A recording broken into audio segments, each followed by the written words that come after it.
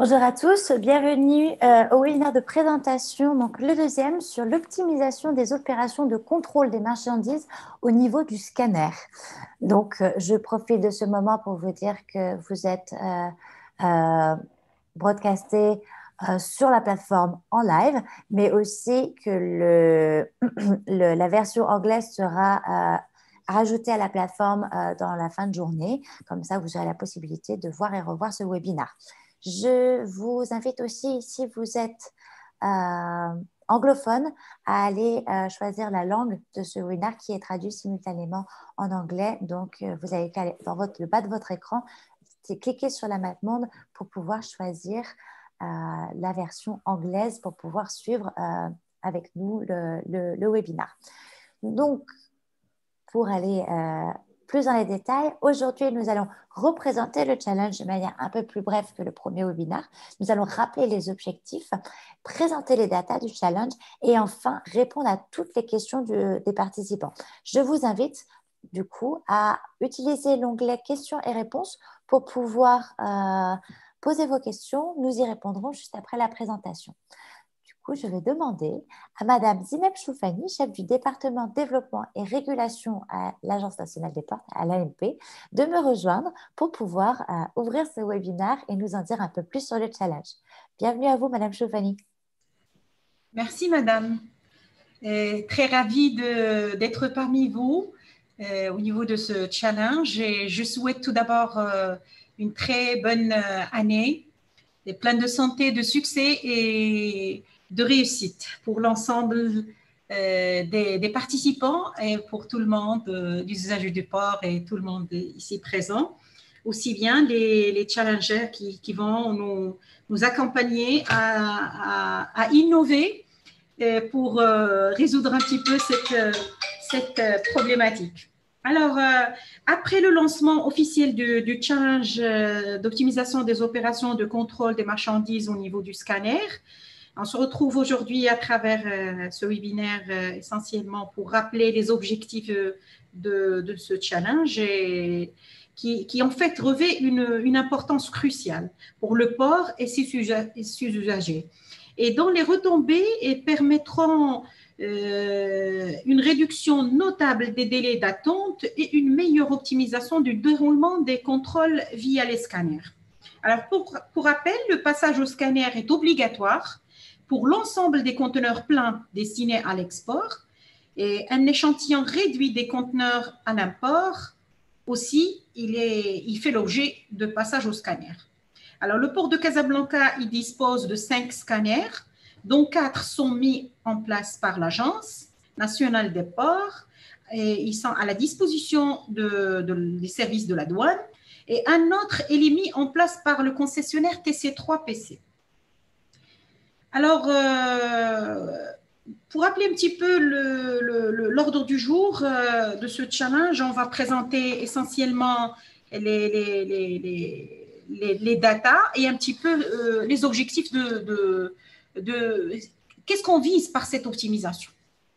Alors, comme ça a été déjà qui a fait l'objet de lancement de challenge, le mode de passage actuel au scanner, il présente certaines contraintes qui freinent l'optimisation et l'utilisation de ces installations, étant donné que les transporteurs passent beaucoup de temps, surtout au niveau des zones d'attente, qui sont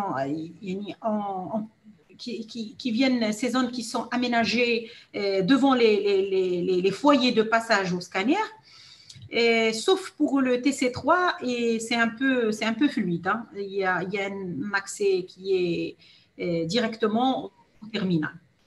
Alors, les autres, il y a une perte de temps, il y a en fait il y a une nécessité d'organisation des flux à ce niveau.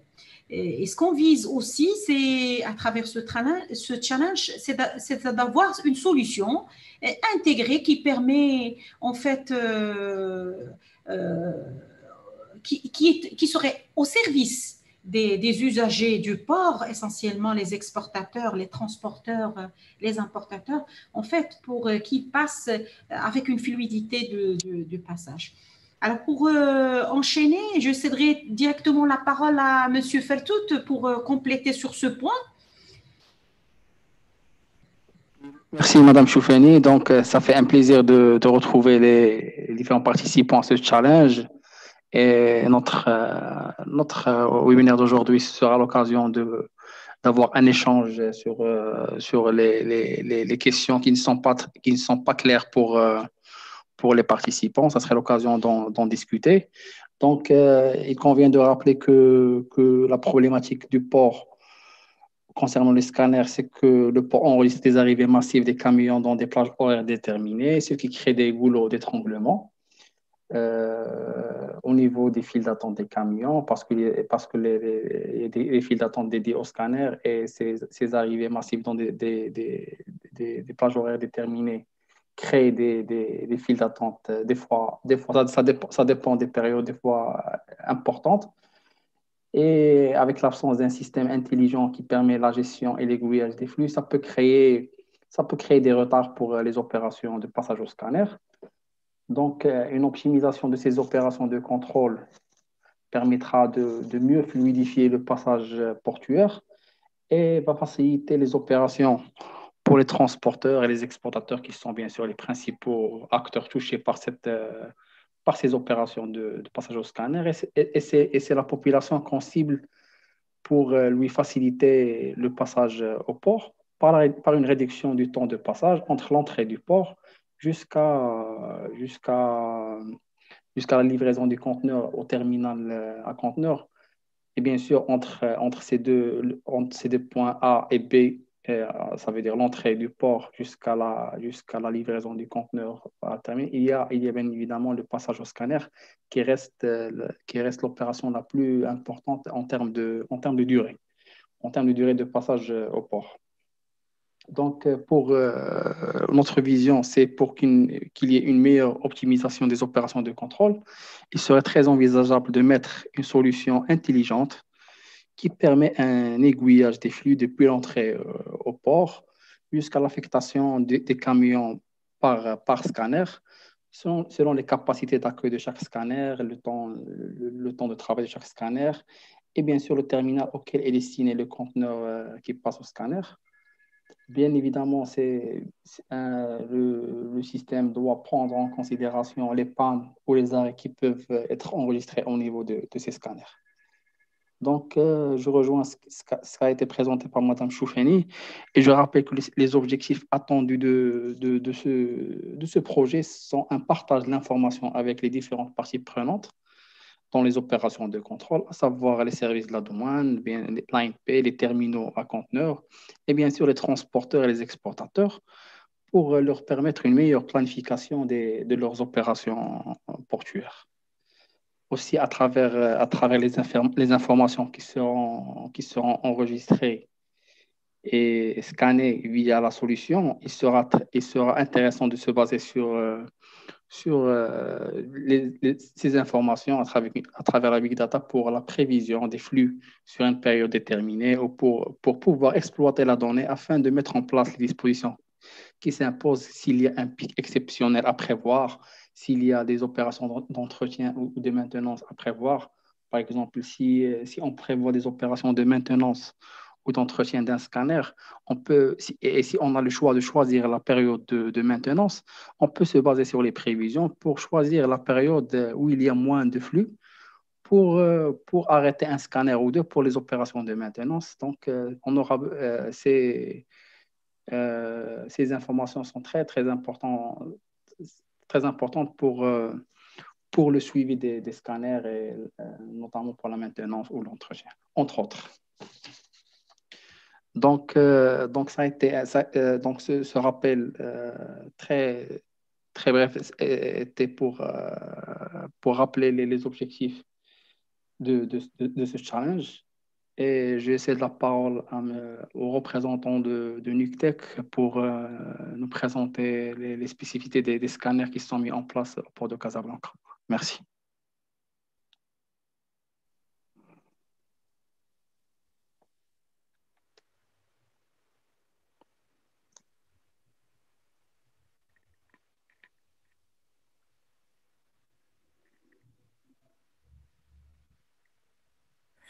du coup, nous allons donner la parole donc, au représentant de Nutec. Je ne sais pas qui souhaite prendre la parole à premier. Est-ce que c'est Monsieur Wang ou est-ce que c'est Monsieur Huo Chuan? Euh, Dites-moi. Sinon, je sais que Monsieur Touafik aussi, Oui. Monsieur est présent pour en discuter. Je vous laisse la parole. Le premier qui souhaite se lancer.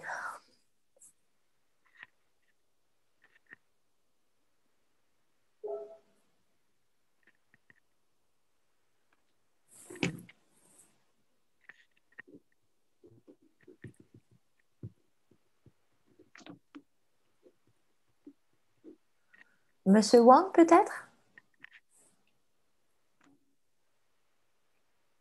Oui, allô? Oui, bonjour. Bonjour. Bonjour tout le monde. Notre objectif aujourd'hui, je crois que c'est de discuter optimisation des délais de contrôle des marchandises au niveau de scanner. Pour moi, le problème actuel sur le site de contrôle de scanner, il y a deux possili- possibilités pour améliorer. Première partie, c'est plutôt concernant l'orientation de flux de camions vers les différents scanners. Actuellement, il y a 5 scanners au niveau de Porte Casablanca. Les scanners sont fonctionnés indépendants. Même on ne peut pas savoir centraliser des informations de scanner. Est-ce que un scanner, ce sera trop chargé, l'autre, ce sera libre? Ou est-ce que le scanner, il est en condition de bon fonctionnement ou il est en panne, en arrêt? Dans ce cas-là, on ne peut pas orienter les différents camions sur des scanners dédiés pour efficacité euh, de partie contrôle. Ça, c'est la première chose qu'on peut améliorer. Pour moi, la deuxième possibilité, c'est d'avoir optimisé le process de scannage. Actuellement, chaque camion qui passe le scanner, on est à peu près prendre entre 10 à 15 minutes pour effectuer un scannage. Le temps, ce qu'on a utilisé plus tôt, c'est pour l'opérateur de scanner qui est d'abord enregistré des informations de check-in sous forme de papier. Il doit rentrer manuellement sur le système et ensuite scanner les papiers physiques de déclaration sur le système. Euh, Après, c'est l'opération, le scannage peut commencer et ensuite, l'image, ce sera envoyé automatiquement pour l'opérateur d'inspecter. Tous ces process, ça prend beaucoup de temps. Pour nous, il y a la possibilité de réduire surtout la partie de enregistrer des données de check-in. Ce parti, il est possible de transférer sous format informatique. Dans ce cas-là, on peut économiser largement du temps de check-in pour réduire le temps de scannage. Aussi, dans le futur, si c'est possible de centraliser toutes ces informations de différents scanners, peut-être aussi de centraliser euh, des postes inspection image. Ça veut dire pour tous les scanners, l'image, il est possible d'envoyer sur un poste ou un bureau central d'inspection. Dans ce cas-là, on peut économiser beaucoup de temps pour l'inspection image, aussi des parties ressources humaines. Ça, c'est plutôt mon point de vue sur ce webinaire. Merci beaucoup. Merci beaucoup. Est-ce qu'un autre représentant de Nutec souhaite prendre la parole? Peut-être Monsieur Goury, vous souhaitez nous en dire un peu plus par rapport à votre relation avec Nutec en étant chef de sécurité de service sécurité et sûreté à l'ANP?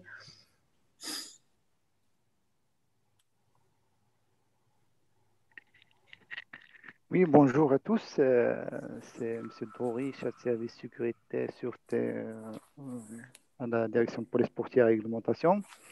Donc, comme a déjà dit Madame Choufani, donc, nous avons 5 scanners au port de Casablanca.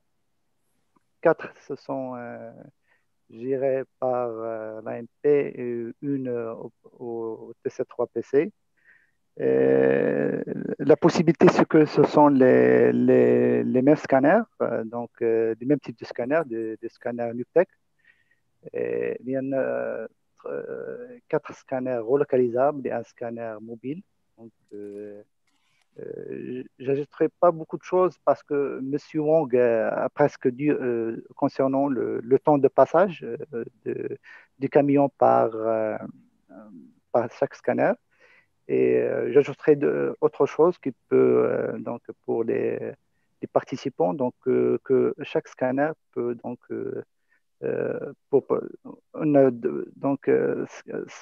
scanner donc, au moins donc, 22 véhicules de 19 mètres par heure à une vitesse de scannage de 24 mètres par minute. Et donc, nous sommes prêts donc, à répondre à toutes les questions de participants concernant les informations qu'ils auront besoin pour ce challenge. Merci. Merci beaucoup pour votre intervention. Du coup, Madame Choufani, je vous laisse reprendre la main pour annoncer la suite ou du coup, peut-être que c'est Franck et Elias qui vont enchaîner. Comme vous voulez, j'aimerais bien dire un petit mot par rapport à un projet qui en fait, aussi revêt une importance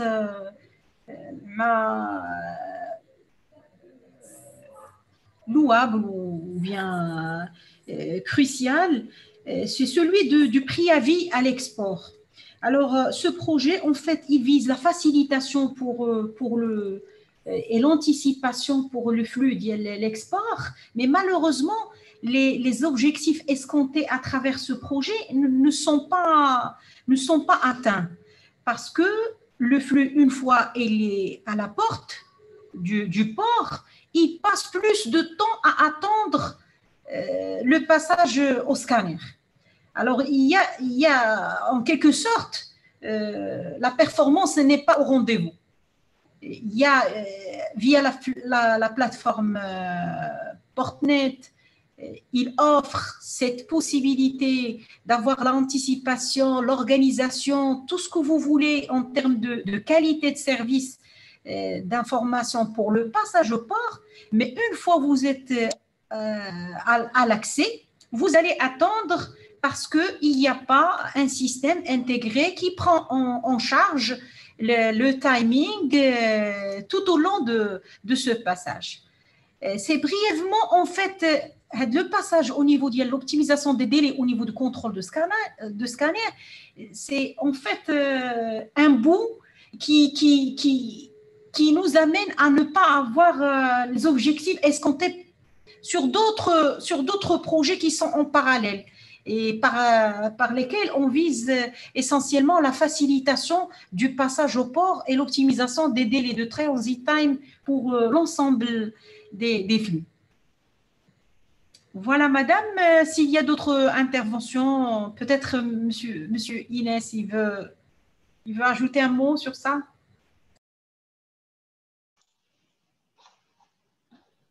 Ouais, si vous permettez, juste en attendant Elias, donc Jalal, je voulais juste compléter un peu ce qu'a été dit par Madame Choufani. Donc, l'idée globale de ce challenge aussi, c'est de contribuer au niveau du maillon contrôle scanner à la diminution du délai de prise en charge du marchandise à l'exportation, d'un camion, d'un conteneur. Et l'idée, c'est aussi de planifier un peu le scanning par anticipation et de garantir un peu l'intégrité des scellés qui sont au niveau des conteneurs. Peut-être c'est aussi l'idée un peu de mettre de la gestion du risque au niveau du scan pour un peu diminuer le volume des conteneurs scannés. Ce qui a été évoqué également, c'est un peu par nos amis de NUCTEC, c'est comment on peut faire un peu aussi un aiguillage intelligent en gérant un peu tout, en fait, tous les actifs qu'on a aujourd'hui en termes de scan, tous les scanners qu'on a au sein du port, qu'à chaque fois qu'un scanner est en panne, on peut un peu orienter les flux d'une façon dynamique et automatique sans intervention vers les bons scanners. L'intégration aussi avec le préavis, avec l'annonce d'arrivée du conteneur, c'est-à-dire qu'on sait initialement quel chemin le camion va prendre pour qu'il soit scanné et éviter un peu à ce qu'on ait bien entendu des flux qui soient bouchés à un certain moment. L'interconnexion des scanners aussi avec le système d'information de l'autorité portuaire et avec tous les autres acteurs via Portnet, bien entendu. Et voilà, et aussi la possibilité, j'avais dit l'autre fois, la simultanéité de l'opération de scan avec d'autres opérations qui se font aussi à l'exportation. Donc, c'est des choses aussi à étudier.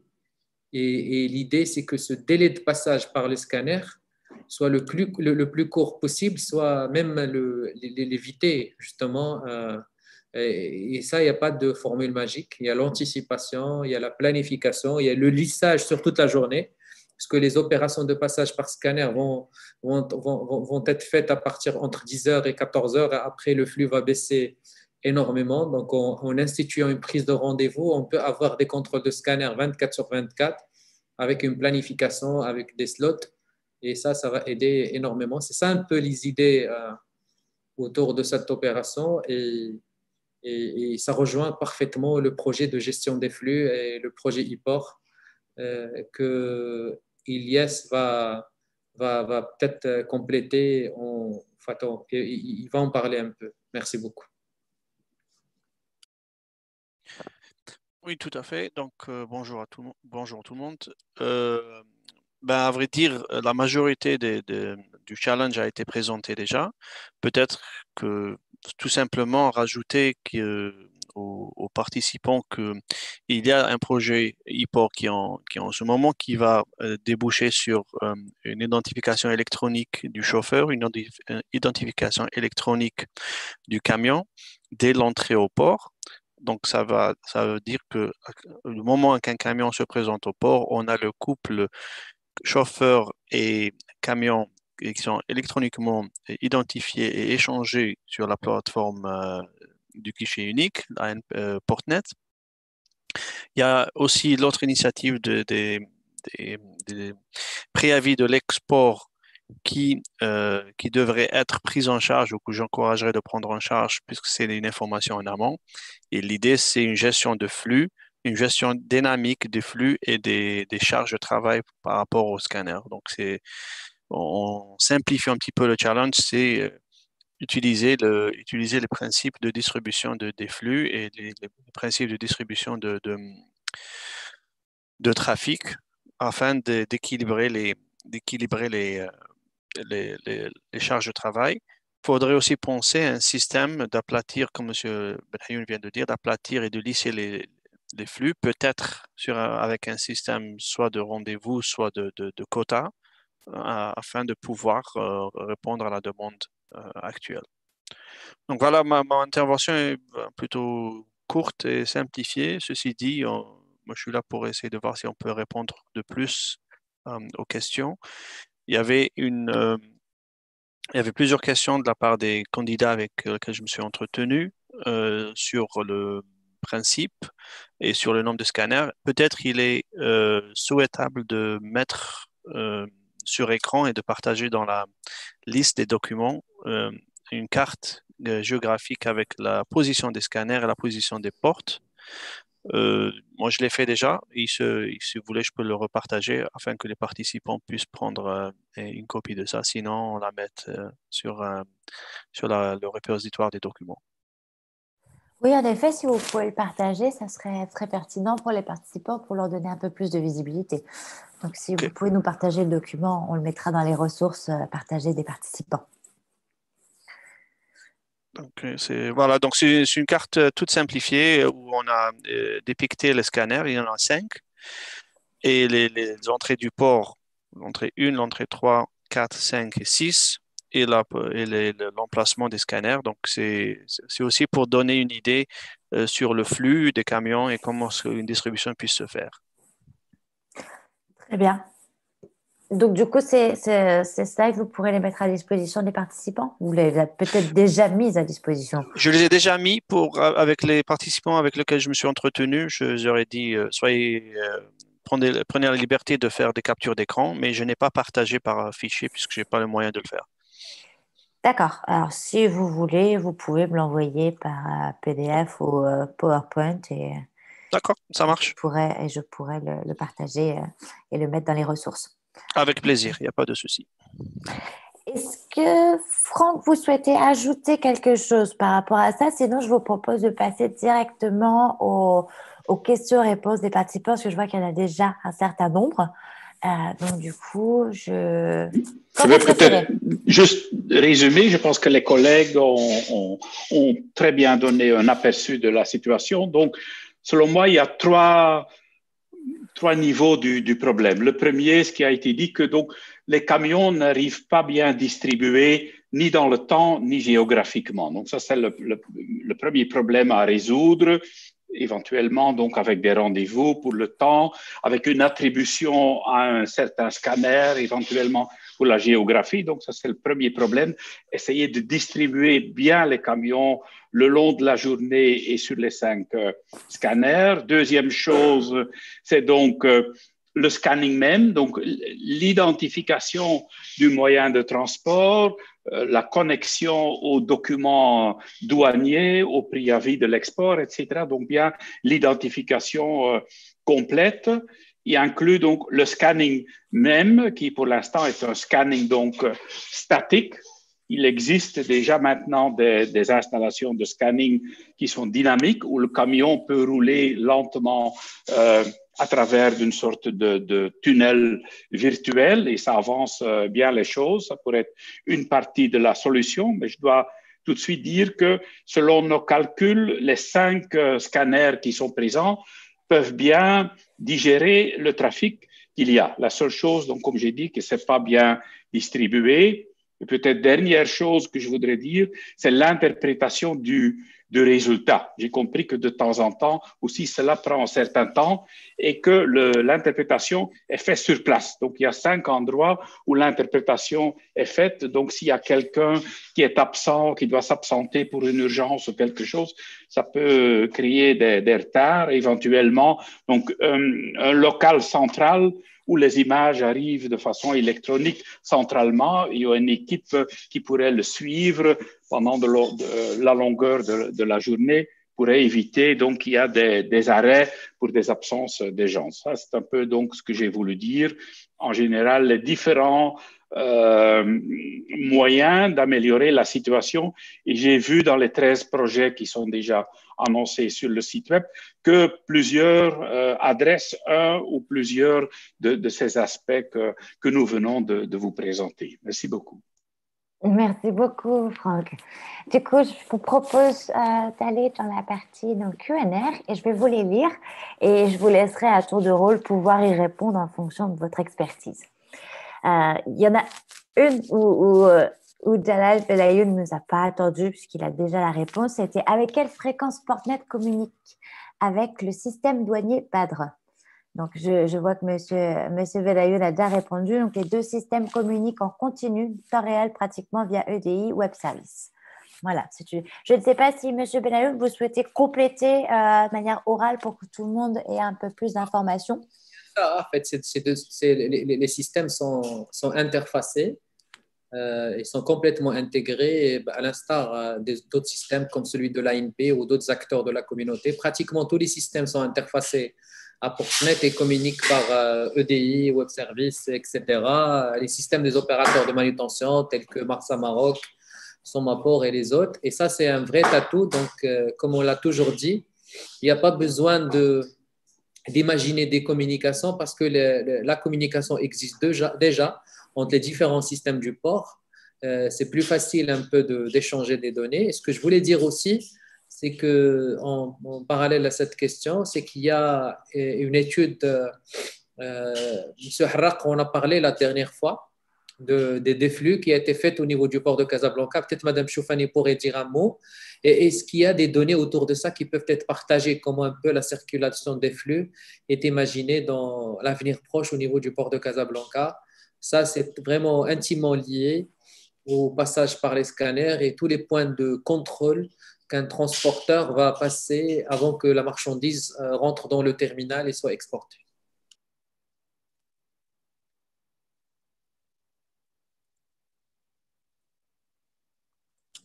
J'ai fini, Adélaïde. Oui, je voulais savoir si Madame Choufani prenait le relais. Je vois qu'elle a répondu donc, à une question justement. J'étais en train de répondre à une question au niveau des questions qui sont déjà. Alors, permettez-moi, Monsieur Benhayoun, quel est le point? Le point, c'était justement, vous étiez en train d'y répondre, c'était avoir plus d'accès à la cartographie du port de Casablanca pour montrer un petit peu les flux des camions. Vous étiez en train de répondre justement à cette question. Voilà, c'est possible. Il y a pas de... Adélaïde, moi, ce que je demandais à Mme Choufani, est-ce qu'il y a possibilité de partager un peu des éléments peut-être qui soient moins critiques par rapport à l'étude des flux au niveau du port de Casablanca, l'étude qui est en cours de réalisation et que je trouve très pertinent, puisque la question des scanners, la question des points de contrôle au niveau du port, c'est intimement lié à l'optimisation des flux. Tout à fait, Monsieur Benhayoun, vous avez entièrement raison. Certes, la direction du port de Casablanca a fait dernièrement une actualisation de l'étude de circulation et qui a son importance par rapport à ce challenge. Nous sommes prêts à communiquer aux challengers les informations qui restent bien évidemment un atout, qui peut les accompagner la réalisation de la solution qu'ils veulent nous proposer. Super, donc du coup, ces documentations, vous pourrez nous les partager pour qu'on les mette à disposition des participants dans les ressources? Tout à fait. Très bien. Mais d'une façon sommaire, les points qui sont en relation avec le projet. Bien sûr. OK. Pas de souci. Pas de souci. Du coup, je continue avec les questions. Il y avait une question d'Antoine de Roquefeuille. Vous faites du scannage rayon X-ray qui contraint le chauffeur du camion à sortir du camion pendant le scannage et donc perdre du temps. Ne vaudrait-il pas faire du scannage rayon gamma moins dangereux? Oui, je peux répondre à cette question. Pour le rayon X, ça ne veut pas dire qu'il était dangereux. Le rayon X, resté actuellement par l'Organisation mondiale de la douane, c'est le moyen le plus efficace actuel pour le contrôle de marchandises. C'est un type de rayon qui a la possibilité de pénétration, qui peut traverser les marchandises, qui peut voir la subsistance à l'intérieur du conteneur. Pour le rayon gamma, il est naturellement identique que rayon X. Il est produit par les sources naturelles de nucléides. Si on était utilisé le rayon gamma, ça restait un impact environnemental pour le recyclage, etc. Merci beaucoup pour cette précision. Pouvez-vous parler des opérateurs agréés qui ne passent pas le scanner à l'export? Comment les détecter? En fait, Madame Abdelaïd, le mieux placé pour répondre à cette question, c'est les services de la douane. Mais néanmoins, on peut dire un petit mot sur ça, c'est que les opérateurs agréés, en fait, ils ont un privilège que les opérations ne passent pas par les scanners parce qu'il y a en fait toute une procédure des services de la douane en ce qui concerne l'analyse des risques, en ce qui concerne la nature des opérations qu'ils font. Ils sont répertoriés chez la douane. Et c'est une liste qui évolue, qui est dynamique sur la base d'une analyse de risque que les services de la douane opèrent. Voilà. Si vous permettez, pour cette question d'opérateur agréé, les opérateurs agréés passent au scanner. Juste que les agents de la douane, ils prennent la décision au moment d'arrivée du camion à la file d'attente de le faire scanner ou non. Mais on n'a pas l'information à l'avance avant d'accéder au port. Donc, c'est pour des questions de sécurité. La décision de faire passer le camion ou le conteneur par le scanner ou l'inviter à passer directement au terminal, il est prise sur terrain. Donc, c'est une réponse qui est un peu générale, mais la réponse en détail peut être communiquée par les représentants de la douane. Merci. Merci beaucoup, M. Farto, pour cette précision. Prochaine question. Est-ce qu'il y a une différence entre le document BADR et le préavis? À quel moment il y a le contrôle de document de déclaration BADR? À quel moment il y a le contrôle de déclaration préavis? Moi, je réponds par rapport à ça. En fait, il n'y a pas de contrôle document préavis. Préavis, ce n'est pas un document, c'est une notification. C'est un flux électronique qui est consommé, qui est envoyé par anticipation par les opérateurs économiques, par les exportateurs, et qui atterrit dans les systèmes d'information des différentes parties prenantes, la douane, les terminaux, l'autorité portuaire, qui permet un peu d'exploiter ces données-là pour la suite du processus. Pour la douane, pareil, c'est tous les process import-export ont été dématérialisés. Mais aujourd'hui, il n'y a pas de contrôle physique. Il y a juste donc quelques points de contrôle. Moi, je pense qu'au niveau des terminaux, on demande un peu une copie de la déclaration douanière qui est effectuée, mais cette déclaration douanière a déjà atterri dans le système, encore une fois, dans le système d'information de l'opérateur de manutention concerné. Donc, c'est des flux d'informations relatifs à l'opération d'exportation qui se complètent en passant par les différents acteurs. Alors je complète peut-être ce que tu viens de dire, Jalel, par rapport à la question qui a été posée. Effectivement, il y a bien une différence entre la déclaration de douane. En fait, ça ne s'appelle pas un document BADR. La déclaration de la douane, elle s'appelle DUM, la déclaration unitaire de marchandises. Et elle se fait dans le système de la douane. Et la déclaration du préavis d'arrivée, elle se fait sur Portnet. Sachant que dans le préavis, il est précisé le numéro de la DUM, le numéro de la déclaration de douane. Donc, dans le préavis, il y a tous les éléments pour effectuer les contrôles. Toutes les informations relatives à la marchandise et au conteneur qui va rentrer dans le port. Et donc, ce préavis est obligatoire au moment de rentrer dans le port. Pour un conteneur qui va embarquer à l'export, il faut que le préavis soit fait avant l'entrée dans le port. Et la DUM, elle aussi, doit être faite avant. C'est le principe de l'anticipation. Donc, la déclaration de douane et le préavis sont faits avant et sont disponibles dans le préavis. Donc, pour répondre à quel moment il y a le contrôle de documents préavis, c'est à l'entrée du port par les agents de l'ANP. Voilà. Merci. Merci beaucoup, Tariq. Alors, je continue sur mes questions. Alors, ça va être une question plus d'organisation. Pour ce challenge, la vidéo de présentation du projet peut-elle être réalisée en français, sous-titrée en anglais?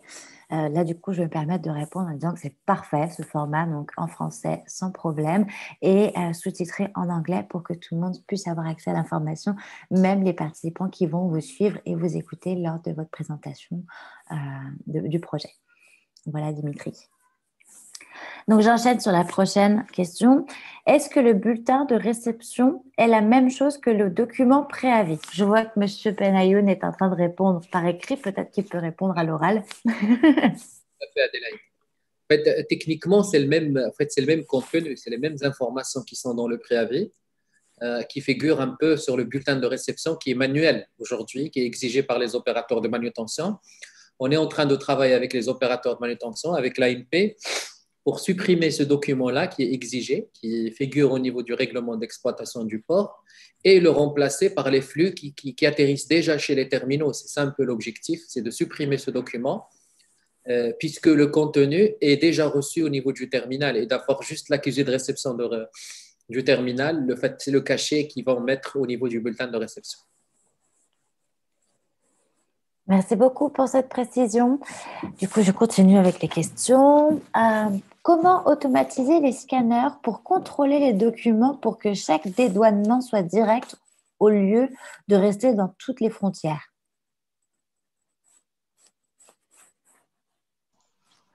Oui, c'est Franck. Je vais peut-être essayer de répondre. Ce qu'on fait, surtout en Europe, c'est avant qu'il y a le scanner, on fait ce que j'ai nommé il y a quelques minutes, ce genre de tunnel virtuel où il y a des caméras qui automatiquement peuvent voir, peuvent lire la plaque d'identification du camion ou quand c'est un trafic conteneurisé, lire le numéro du conteneur. À travers de la plaque du véhicule ou le numéro de conteneur, ils peuvent retrouver l'envoi, c'est indiqué sur la déclaration d'exportation, donc le DUM est donc présent dans le système BADR et donc ils peuvent le retrouver, donc on doit identifier, ça c'est le challenge et donc chaque scanning qui a fait doit être lié à un envoi d'exportation ou importation dans le cas où il y a contrôle. Donc c'est une question d'automatiser l'identification et de le lier cette identification ensuite à l'exercice du scanning et le résultat du scanner. Et je pense qu'il y a dans les projets qui sont proposés, il y en a qui regardent pour trouver une solution à ce type de challenge. Merci. Merci beaucoup, Franck. Du coup, j'ai une dernière question. N'hésitez pas à poser vos questions, donc qu'on puisse y répondre là avec tous les mentors sont présents. Il faut en profiter. Et sinon, vous pourrez toujours poser vos questions et prendre des interviews sur la plateforme. Mais là, c'est le moment d'y aller et de poser plein de questions pour finir de préparer. Du coup, j'ai une dernière question, c'est le problème se pose pour des exportateurs qui ont un nombre important de conteneurs, 40 à 50 TC, sans oublier que les exportateurs ont 5 jours de franchise pour le magasinage au port et de ce fait un flux important 4 à 5 jours avant le séquençage, avant la séquence. Je ne sais pas si c'est clair. Tout à fait, hein. D'où l'idée un peu, je confirme ce qui a été dit, d'où l'idée de lisser le trafic sur les 24 heures. Aujourd'hui, on va scanner uniquement l'essentiel entre 10 heures et 14 heures. Pourquoi ne pas profiter de la journée, surtout que quand j'ai un grand flux, le planifier et partir sur les slots les moins utilisés pour aller réellement entrer dans le délai de franchise qui est important pour que je puisse éviter de payer le magasinage. C'est exactement pourquoi on a mis ce sujet parmi les sujets en fait, de ce Smart Port Challenge. Merci beaucoup. Alors, d'autres questions? Oui, allez-y. Madame, pour compléter sur ce point, au-delà de la question de respect le délai de 4 à 5 jours dont profiter pour le magasinage, il y a la question en fait par cette optimisation, on vise essentiellement à donner la main aux opérateurs économiques d'avoir cette visibilité et d'optimiser même leur logistique et d'anticiper les opérations du bout au bout. Dès le préavis, l'organisation jusqu'au scanner et puis le passage au magasinage, au terminal. Voilà. Alors, du coup, j'ai d'autres questions qui arrivent. Dans le cas où un des scanners tombe en panne, comment se passe l'opération de réaffectation des camions sur la file d'attente des autres scanners? En fait, il est complètement manuel. C'est pour ça qu'on a parlé d'outillage automatique. C'est parmi un peu les pistes de ce challenge. C'est qu'on affecte un peu au scanner, aux différents conteneurs qui vont passer d'une façon dynamique et d'une façon intelligente. C'est que ça peut être sur un smartphone, ça peut être de l'affichage dynamique sur un grand écran. Et dès que avant déjà, j'ai fait la prévision sur quel scanner je vais passer. Et si ça change, il faut que la prévision change automatiquement chez moi au niveau de mon smartphone. Je reçois une notification pour éviter à ce que à ce que je sois sur une longue file d'attente et je sais que pertinemment que le scanner est en panne. Et l'idée, c'est de gérer les affectations complètement d'une façon dynamique. Aujourd'hui, c'est complètement manuel. Si vous permettez, c'est Jalal, Oui. Adélaïde. Oui. Oui, c'est El Karam Amin, directeur de la police portuaire à l'Agence nationale des ports. Juste par Bienvenue. rapport à cette question-là, j'aimerais bien apporter un petit éclaircissement quand même, parce que effectivement, les pannes des scanners sont généralement des pannes qui arrivent à des moments où il y a déjà des files d'attente qui sont énormes. C'est pas des pannes qui sont liées, par exemple, à des entretiens programmés, etc. Donc, c'est des accidents généralement qui arrivent. On se retrouve avec un camion qui percute le bras du scanner, etc. Et donc, des fois, c'est des pièces de rechange qu'il faut attendre le racheminement de l'étranger, etc. Donc, c'est une problématique sincèrement qui nous préoccupe. Et je pense que l'un des objectifs de ce challenge, notamment, c'est ce système d'aiguillage dont M. Ben Hayoun a parlé et qui va nous permettre de nous soulager et nous permettre de faire les réparations qu'il faut dans les meilleurs délais. Voilà. Des fois, c'est des réparations instantanées qui se font dans la journée et le scanner peut reprendre son fonctionnement, mais des fois, c'est des pannes qui nécessitent des semaines et des semaines de réparation. Donc, d'où l'intérêt de cet aiguillage et de cette anticipation à l'avance qui va être bénéfique aux exportateurs et à tous les usagers du port. Voilà, merci. Merci beaucoup de cette intervention pour la précision. Du coup, je continue sur les questions. Peut-on avoir un document avec des copies des écrans de l'application mobile SmartGate?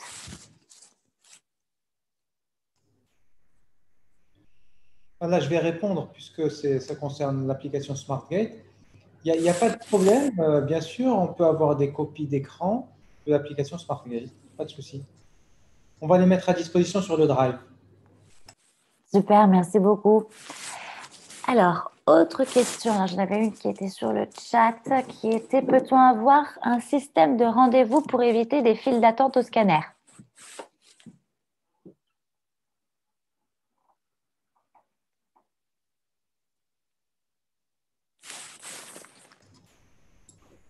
Alors, je vais répondre peut-être aussi là-dessus, sur la possibilité d'avoir un système de rendez-vous.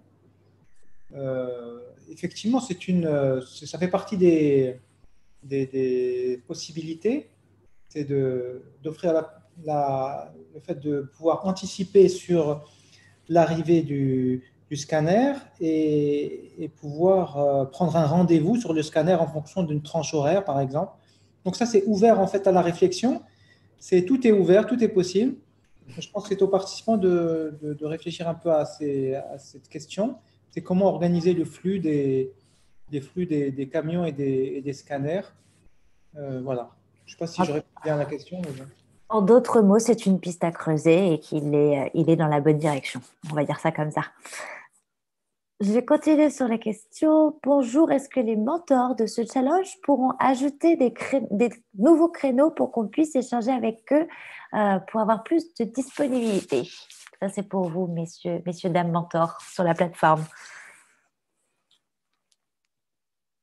Dans tous les cas, je pense que tout le monde prend le point pour pouvoir répondre à vos questions. Et je sais que Franck et Elias ont fait beaucoup d'échanges avec vous déjà sur la plateforme. Oui, on note la demande et je vais regarder si je peux ajouter encore un peu de temps. Merci. C'est adorable, merci beaucoup. Oui. Super, merci beaucoup. Alors, autre question, y a-t-il possibilité de dupliquer les informations lors de la saisie du préavis lorsqu'on a un nombre important de conteneurs? Tout à fait. On a même la possibilité de charger des fichiers. On a même la possibilité d'avoir des connexions automatiques avec les systèmes des chargeurs s'ils le souhaitent. Donc, tout moyen d'échange est possible. On peut même faire une API. Technologiquement, il n'y a aucune contrainte par rapport à ça. On est ouvert à toutes les solutions. C'est-à-dire qu'on peut automatiser l'échange avec les exportateurs pour échanger cette information. et aussi ce qui va donner lieu à l'échange avec toute la communauté portuaire concernée, parce qu'il est déjà connecté. Super, merci pour ces réponses. Alors, j'ai une dernière question qui vient d'arriver. Qu'est-ce que vous entendez dire par PDA, SI? PDA, c'est un terminal, en fait. C'est ce qui est utilisé. C'est un terminal professionnel, comme un smartphone, qui va permettre de lire des QR codes, qui va permettre de saisir des opérations. C'est un terminal mobile. C'est un terminal mobile. Aujourd'hui, il est utilisé par les agents de l'ANP, par exemple, au niveau des portes du port pour un peu contrôler les préavis, pour un peu contrôler l'accès, pour contrôler toutes les opérations de commerce. Merci beaucoup pour cette précision. Est-ce qu'il y a d'autres questions? Nous arrivons au terme de l'heure de webinaire, donc je voudrais être sûre qu'on ait répondu à tout le monde. Ah, il en reste encore une. Aujourd'hui, est-ce que le port dispose d'un ou de plusieurs parkings pour les camions, zone avant le scannage? Si c'est le cas, quelles sont leurs capacités?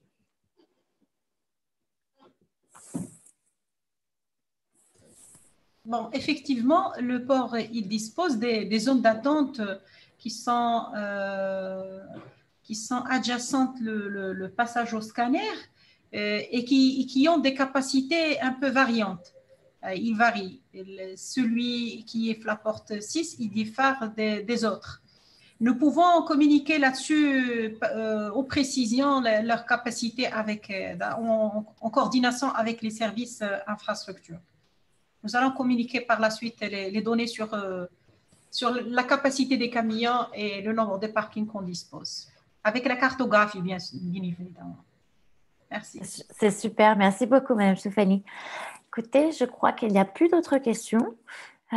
Donc, je vous remercie à tous d'avoir été présents pour faire vraiment cette partie Q&A, questions-réponses avec les participants. Au vu des questions, on voit qu'il y avait encore beaucoup de demandes.